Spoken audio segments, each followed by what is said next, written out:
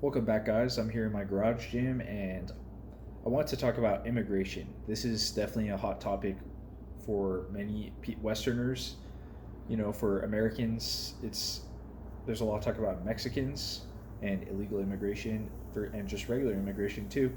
For Europeans, they're more talking about Muslims and they're more talking about Africans uh, who are moving in mass scale into the countries, and whether or not you can close your borders or not successfully.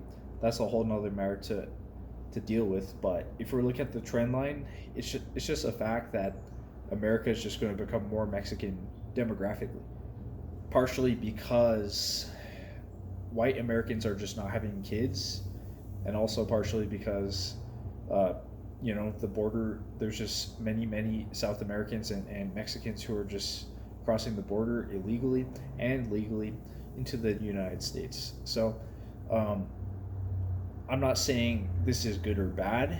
It just is. So if we're trying to build up kind of a Catholic state or Catholic society, you have to just acknowledge these people and you have to try to win them over. There is a lot of, fortunately for us Americans, we have a lot of Catholic Mexicans who have Catholic backgrounds coming from a Catholic culture. Um, and unfortunately, what's happening is a lot of the Mexicans who come to America, America is so godless that they lose their faith. A lot of Mexican Americans are way more godless, or they become Protestants compared to Mexico or Native Mexicans. So it's like a lot of the Mexicans lose their faith, which is horrible. So it's America's culture as a whole, partially. But if we're going to kind of make any headway in terms of Catholicism, the different Catholic racial groups need to unite, the white Catholics and the Mexican Catholics. I mean, unfortunately, I would say that the Novus Ordo from the Second Vatican Council kind of promotes racial disunity because the Mexicans, they go to the Spanish Mass and the whites, they go to the English Mass, and there's not as much overlap there. Whereas previously, if there was the Latin Mass, then that would be unifying force. All the Mexicans would go to the Latin Mass and they'd be right next to their white counterparts in the pews. So there needs to be more of a connection there between the Mexicans and the whites here in America as Catholics, because there's plenty of good and pious Mexican Catholics out there. And it's like, on one hand, every race, God has given every race kind of their own kind of set of gifts and talents. For one thing, Mexicans, so I think the white Catholics and the Mexican Catholics can learn a lot from each other. The white Catholics, they might be a little bit more in touch with the intellectual traditions, they might have more theological background, and they can help educate and form some of their Mexican counterparts, and the Mexican counterparts can teach some of the white Catholics how to be more salt of the earth, how to be harder workers, how to be more virtuous, how to value family. Mexicans are very good with family.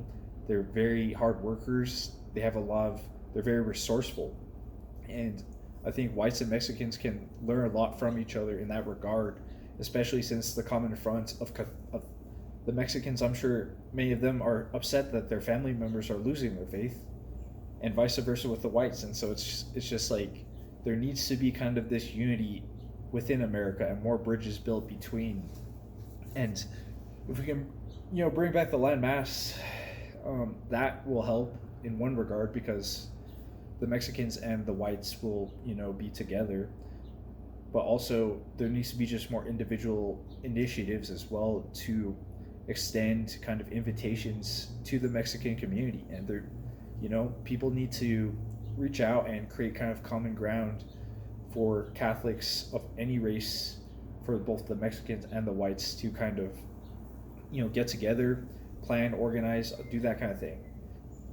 um, it's just, this also applies to Europeans too, and like it or not, there is many people who are not Europeans in your countries now, and so it's like you can either kind of bubble up, or you can try to convert these people, because I know God probably wants us to convert all people. If these people are not Catholic and they don't have the same values as yourself, then maybe there needs to be efforts and initiatives towards these people. I think the bishops in America maybe do not. I guess I don't know, but perhaps if you're some of the hierarchy needs to invest more time and energy and effort into the Hispanic communities here in America within their diocese, because 40% of Catholics in the U.S. are Mexicans. It's just a fact. So, imagine if there's kind of this interracial community of Catholics that are united on a front. Mexicans have a rich history of Catholicism. Viva Cristo Rey, the Cristobals, Our Lady of Guadalupe, all that stuff it's a rich tradition. It's a lot of that is being lost to the Mexicans who move here, and they just lose touch with their traditions and their heritage.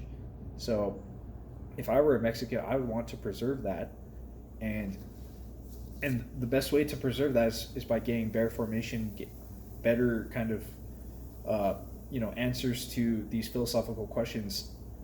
And it's really the Catholics against the secular culture, and if we're divided racially, that's not good. So that's my thought, is if there's ever going to be some sort of new kind of Catholic first party or organization, it has to take into account the interests, the viewpoints of all the different groups, the Mexicans, the whites, the African Americans, because ultimately we're trying to create a Christendom that is going to establish Christ as king, and it's going to definitely have quite a few Mexicans involved in this particular region of the country, which is the USA.